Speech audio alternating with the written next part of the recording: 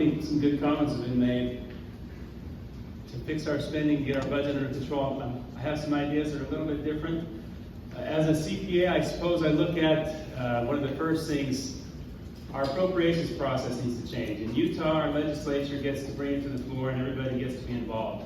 We've got a little bit of a problem with seniority and committee assignments, and the appropriations and budget committee work needs to not be done by the few and given to the many 48 hours before an appropriations deadline.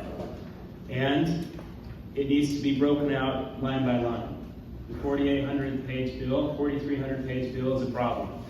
I do feel uniquely qualified to help with this. I'll tell you, I mean, it's got to be top down. We look at constitutionally speaking, and I say this before, and I'm sorry for the candidates on stage who've heard me say this a million times, but our Constitution talks about defense, post offices, postal roads, and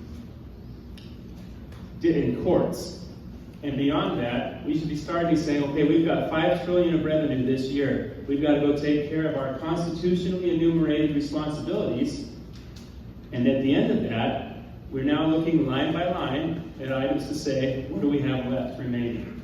That's the approach we have to take. We're going to have major cuts. To get a balanced budget takes major changes. We're going to have to lay off 1 to 1.5 million federal employees.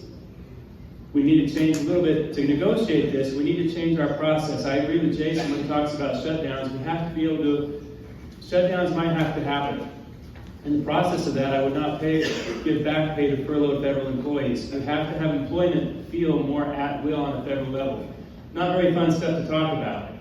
But I will tell you, I'm willing to sit in the room and go through this. And I think it helps to have someone on the Senate floor who can guide this conversation. As an auditor, as a CPA, who can really help people dispel fears and spell out what we need to do. Thank you.